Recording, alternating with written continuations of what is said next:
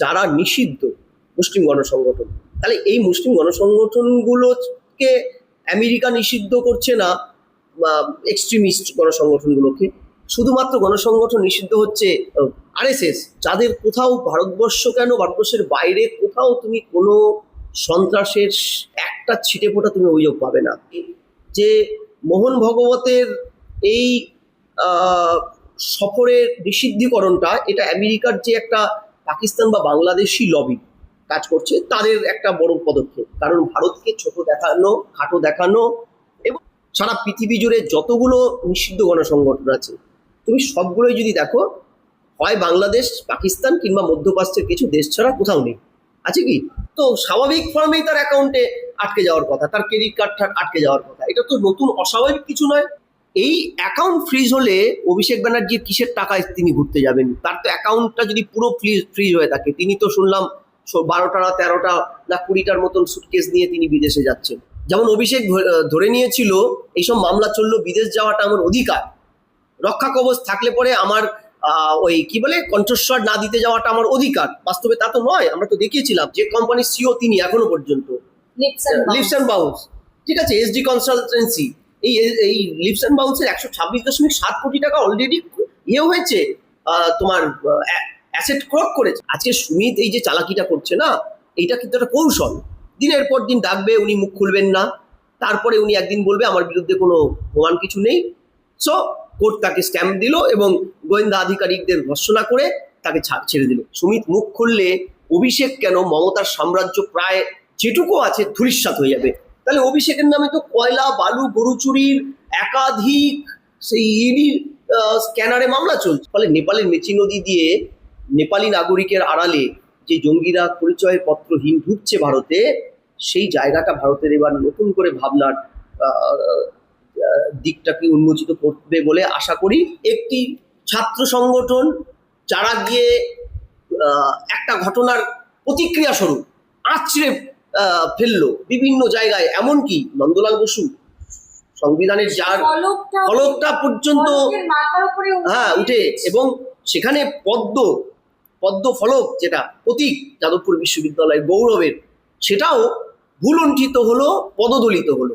দাদা একেবারেই অন্য প্রসঙ্গ, সেটা হলো যে অভিষেক বন্দ্যোপাধ্যায় কেওয়াইসি ঘরে গিয়েই করানো হবে, এবং বিচারপতি যেটা বলছেন যে ব্যাংকের আধিকারিকদের অভিষেক বন্দ্যোপাধ্যায়ের মুখ দেখার আর কি বেশি ইচ্ছে,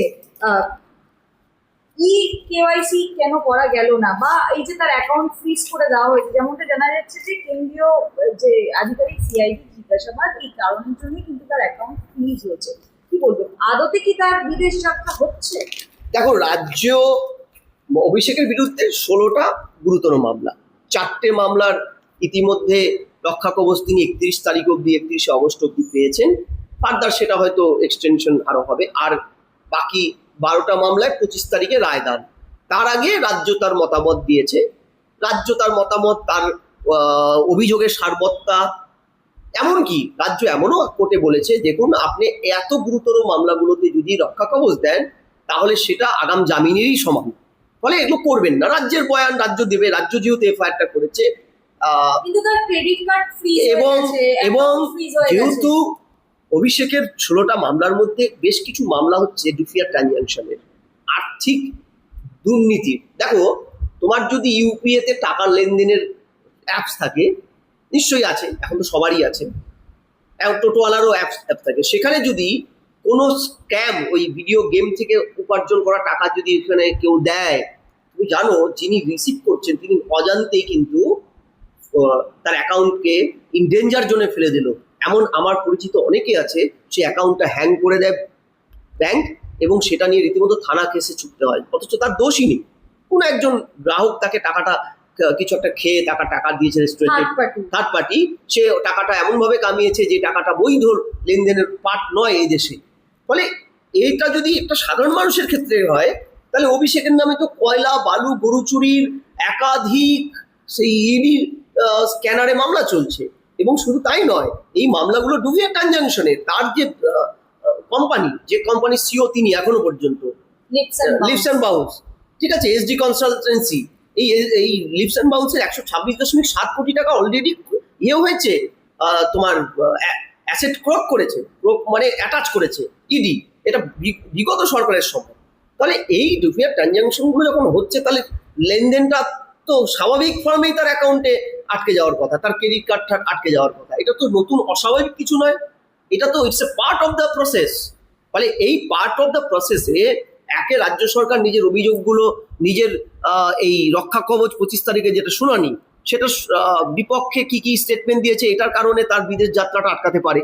সেকেন্ড যেটা আটকাতে পারে, যে এই অ্যাকাউন্ট ফ্রিজ হলে অভিষেক ব্যানার্জির কিসের টাকায় তিনি ঘুরতে যাবেন? তার তো অ্যাকাউন্টটা যদি পুরো ফ্রিজ হয়ে থাকে, তিনি তো শুনলাম 12টা না 13টা না 20টার মতন সুটকেস নিয়ে তিনি বিদেশে যাচ্ছেন। নিশ্চয়ই টাকা পয়সা লাগবে, তার না হয় থাকার জায়গা অনেক আছে, তার হোটেল বাড়িঘর আছে ওখানটা।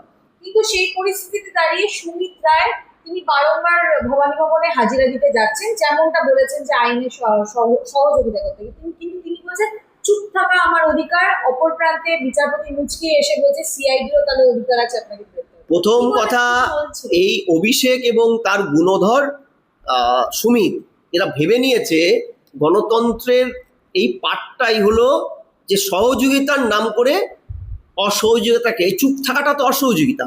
আমি তোমাকে বলছি চুপ থাকা আমার অধিকার একদম নয়। যেমন অভিষেক ধরে নিয়েছিল এইসব মামলা চললো, বিদেশ যাওয়াটা আমার অধিকার, রক্ষা কবচ থাকলে পরে আমার ওই কি বলে কণ্ঠস্বর না দিতে যাওয়াটা আমার অধিকার। বাস্তবে তা তো নয়। আমরা তো দেখিয়েছিলাম যে তোমার যদি অভিযোগ তোমার বিরুদ্ধে ওঠে গুরুতর এবং তুমি যদি রক্ষা কবচ পাও, তাহলে রক্ষা কবচের শর্তটাই হচ্ছে তোমাকে কিন্তু রক্ষা কবচটা দেওয়াই হচ্ছে এই তোমার সুমিত যেহেতু 85-এর রক্ষা কবচটা পেয়েছে এবং অভিষেকও বোধহয় 200 কততে রক্ষা কবচটা পেয়েছিল, এইগুলোর শর্তটাই পরিষ্কার লেখা আছে, আপনাকে সহযোগিতা করতে হবে। আদারওয়াইজ যদি আপনি সহযোগিতা না করেন, তাহলে এই রক্ষা কবচগুলো উইথড্রল হবে। এবং অভিষেকের বিরুদ্ধে তো হুঙ্কার দিয়ে বিচারপতি বলেছিল রক্ষা কবচ উঠিয়ে দেবো, তাহলে ঠেলারা বুঝবেন। আজকে সুমিত এই যে চালাকিটা করছে না, এইটা কিন্তু একটা কৌশল। দিনের পর দিন ডাকবে, উনি মুখ খুলবেন না, তারপরে উনি একদিন বলবে আমার বিরুদ্ধে কোনো প্রমাণ কিছু নেই, সো কোর্ট তাকে স্ট্যাম্প দিল এবং গোয়েন্দা আধিকারিকদের ভর্ৎসনা করে তাকে ছেড়ে দিল। আমি বলছি অভিষেকের সুমিতের চুপ থাকাটা কিন্তু অভিষেকের হাত যশের ফল। অভিষেকের অঙ্গুলি হেলন ছাড়া সুমিত কিচ্ছুটি করছে না এবং সুমিত জানে সুমিত মুখ খুললে অভিষেক কেন মমতার সাম্রাজ্য প্রায় যেটুকু আছে ধূলিসাৎ হয়ে যাবে।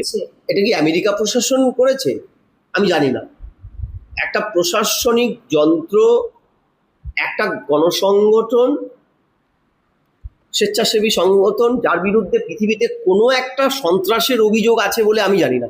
দেখো, সারা পৃথিবী জুড়ে যতগুলো নিষিদ্ধ গণসংগঠন আছে, তুমি সবগুলোই যদি দেখো, হয় বাংলাদেশ, পাকিস্তান কিংবা মধ্যপ্রাচ্যের কিছু দেশ ছাড়া কোথাও নেই। আছে কি? নেই তো।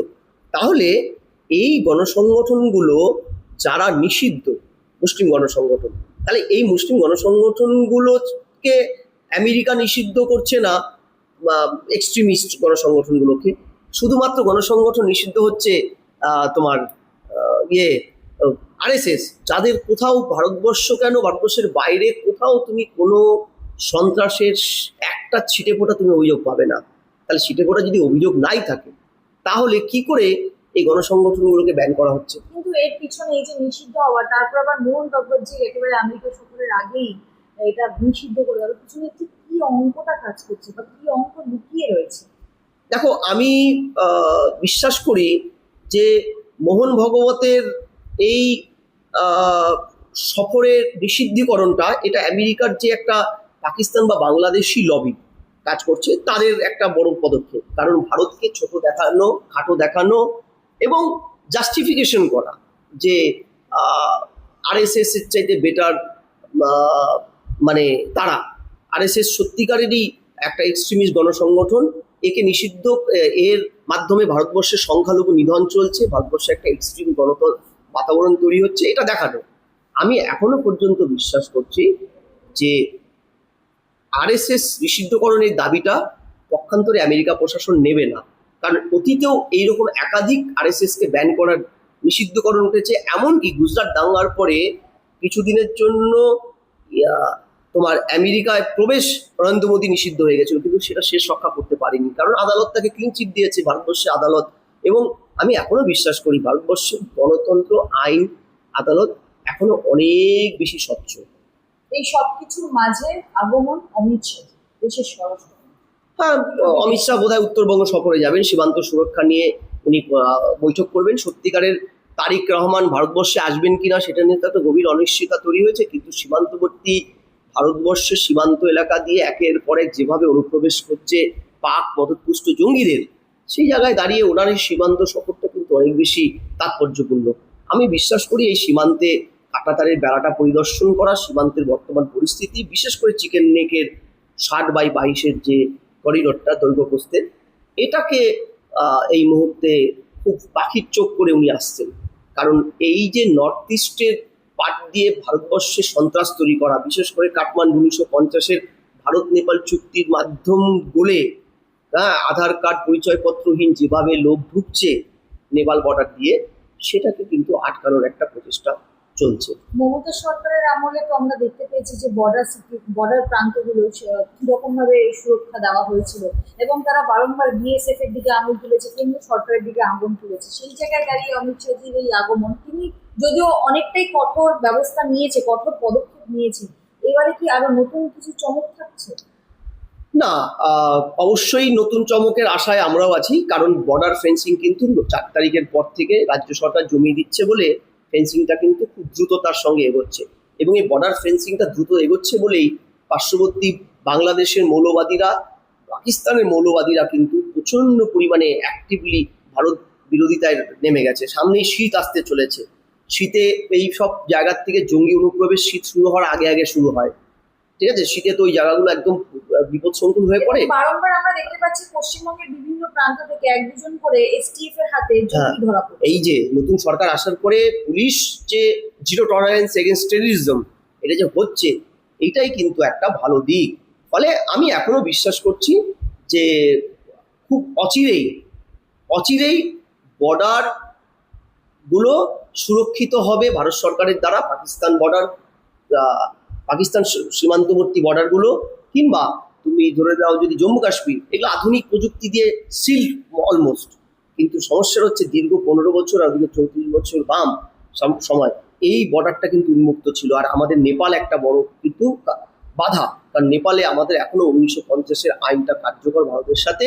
ফলে নেপালের মেচি নদী দিয়ে নেপালি নাগরিকের আড়ালে যে জঙ্গিরা পরিচয় পত্রহীন ঢুকছে ভারতে, সেই জায়গাটা ভারতের এবার নতুন করে ভাবনার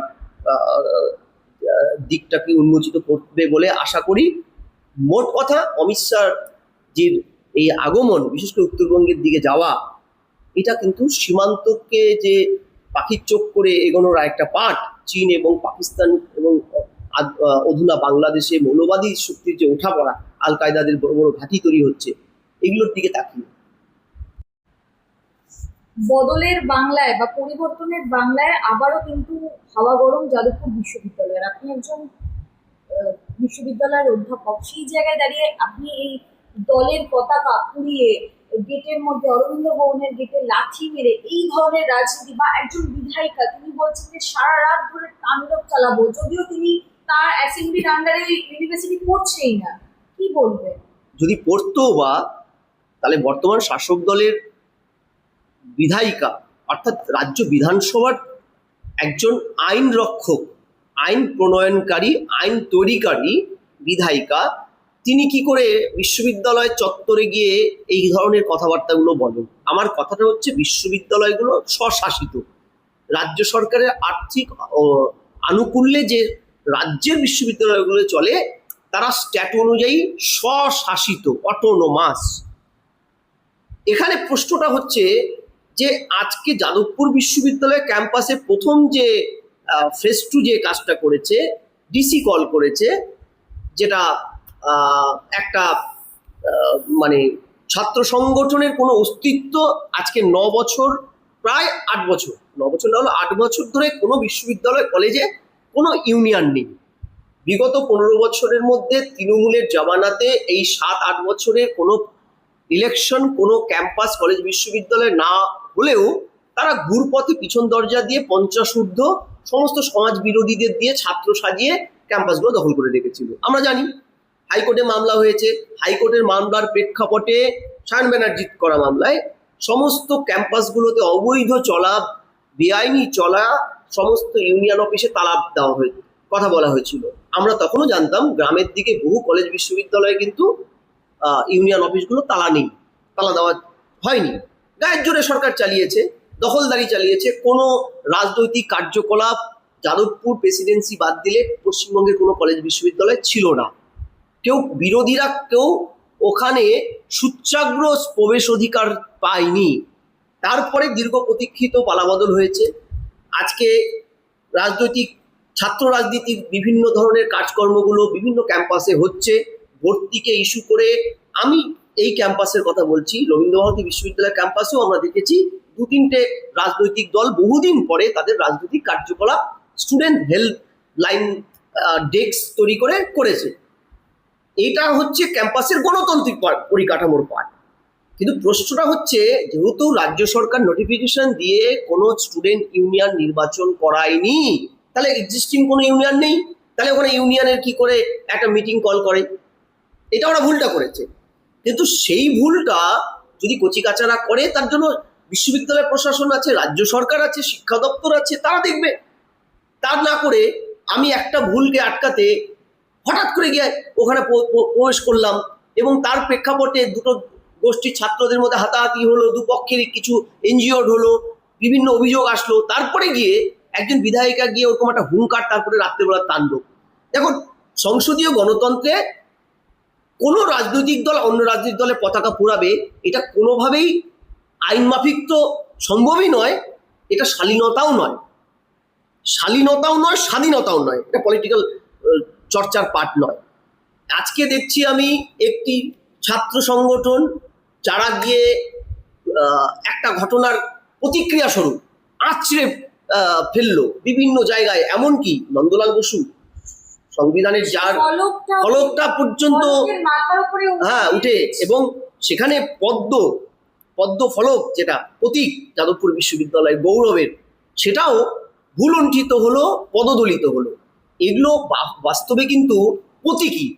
বাস্তবে কালকে যা ঘটনা যাদবপুরে হলো, বা তার আগে যে যাদবপুরে ছাত্র মৃত্যু নিয়ে হয়েছিল, রেগিংয়ের শিকার হয়ে একটা ছাত্রর যে মৃত্যু, মানে হত্যাই বলতে পারো, এগুলো কোনোটাই বিশ্ববিদ্যালয় ছাত্র রাজনীতির দিকে ভালো লক্ষণ নয়। আমার পুরো খেয়াল আছে, জানো, একটা সময় এই যাদবপুর প্রেসিডেন্সি আর ওই দিল্লির জেএনইউ যদি ধরো, ভারতবর্ষের রাজনৈতিক নেতাদের তৈরির অন্যতম কারখানা ছিল। এবং শুধু তাই নয়, সমাজ পাল্টাবে, নতুন সমাজ গড়বে, এই সমাজ, নতুন সমাজ গঠন, বৈষম্যহীন সমাজ গঠনের অন্যতম আতুরঘর এইসব। আমি বলছি না যে ওদের আন্দোলন সবসময় খুব ভালো ছিল, খুব সঠিক ছিল। এটা তো ঠিক যে 90 দশকে সেই পদাতিক কবি সুভাষ মুখোপাধ্যায়ের আহ্বান, প্রিয় ফুল খেলবার দিন, আর আজ খেলবার দিন নয় অদ্য, ধ্বংসের মুখোমুখি আমরা, এই যে প্রিয় ফুলের স্লোগান টানা। এমনকি 90 তুমি যদি দেখো 60-70-এর দশকে এই ক্যাম্পাসগুলো ছিল ছাত্র আন্দোলনের উত্তাল, বৈষম্যহীন সমাজ তৈরি করব, নকশাল আন্দোলন। আমি বলছি এই আন্দোলনগুলো বা তাদের পরবর্তী তাদের মতাদর্শ, এগুলোর সাথে আমি কোনোটাতেই কোনো জায়গায় মানে ঐক্যমত্য না রেখে বলছি, যেগুলো তো হতো, এই পলিটিক্যাল চর্চাগুলো হয়েছে, তার বিকল্প চর্চাও ছিল। এমন ছিল 34 বছরে বাম সরকারের সময় যাদবপুর প্রেসিডেন্সির ক্যাম্পাসে এসএফআই ছিল না, ওখানে অতি বামীয়দের সক্রিয়তা, ডিএসও, তারপরে আরএসএফ, ফ্যাশ, আইসি, কালেকটিভ, এগুলো একাধিক নাম দিয়ে এসছে।